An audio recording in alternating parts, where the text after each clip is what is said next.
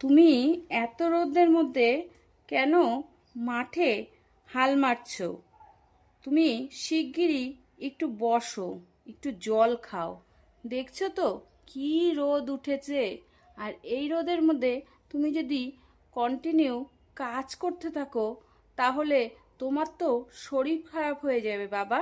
একটু রেস্ট করো, জল খাও, তারপরে আবার হাল মারতে থাকো। বুঝলে বাবা? খোকা, মাঠে বসলে কি আমাদের পেট ভরবে বল? এই সোনার ধানগুলোই তো আমাদের আসল ভরসা। এই ধানগুলোকে যতক্ষণ অবধি আমি ঠিকঠাক মতন বাড়িতে না নিতে পারছি, এগুলোর থেকে চাল বানাতে না পারছি, ততক্ষণ আমার শান্তি নেই। কারণ এগুলোই চাল থেকেই আমরা ভাত খাই। বুঝলি খোকা? তার জন্যই তো এত কষ্ট করা। তোমার কষ্টের কথা ভেবে ভেবে আমি ভাবি আমি কবে বড় হব। ওই অপেক্ষায় আছি।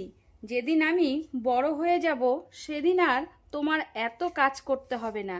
আমি কাজ করব, তুমি তখন বসে বসে খাবে আর রেস্ট করবে। কারণ আমি বড় না হলে তো কাজ করতে পারছি না বাবা।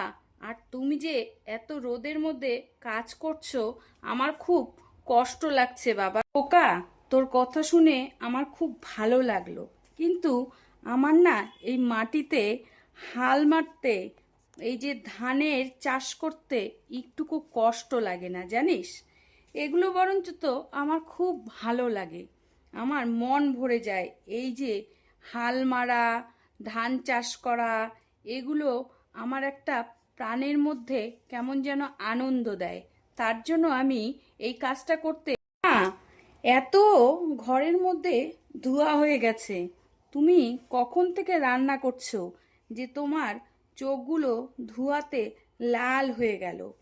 তুমি এত কষ্ট করো, বাবা এত কষ্ট করে, আমার না আর সহ্য হচ্ছে না।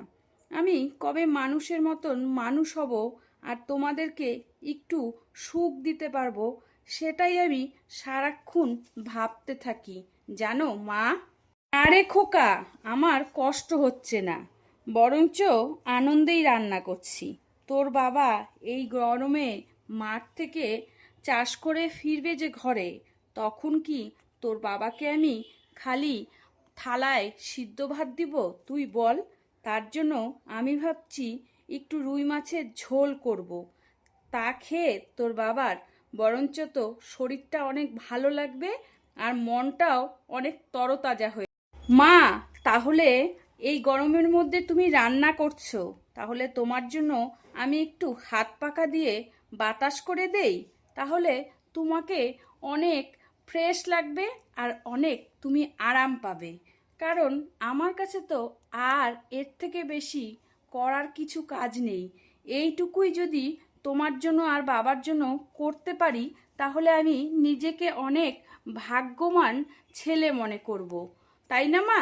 না রে খোকা, সত্যি কথা বলতে তোর এই যে তুই যে আমাদের এত চিন্তা ভাবনা করিস, এটাতেই আমাদের অনেক শান্তি।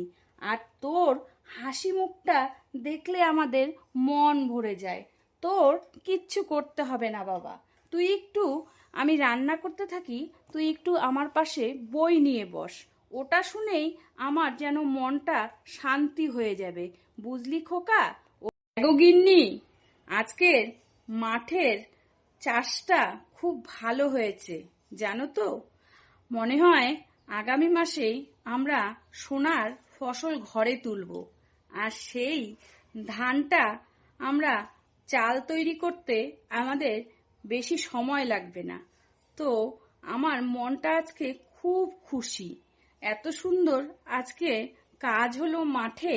আসছে মাসেই আমরা বলেছো গো, শান্তিতে শুধু ভাত খাওয়াটাই যেন একটা আলাদা আনন্দ।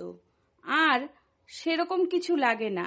মানুষের জীবনে যদি শান্তি থাকে, তাহলে লবণ ভাতটাও মনে হয় মাছ মাংসের সমান। আর এই যে আমাদের গ্রামের পরিবেশটা এত ন্যাচারাল, এত নর্মাল, আমার খুবই ভালো লাগে।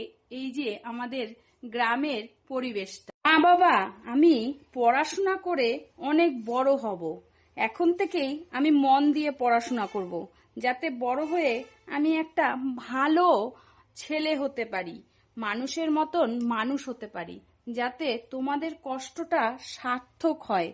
আমি বড় হয়ে ভালো কাজবাজ করে তোমাদেরকে অনেক সুখে রাখবো।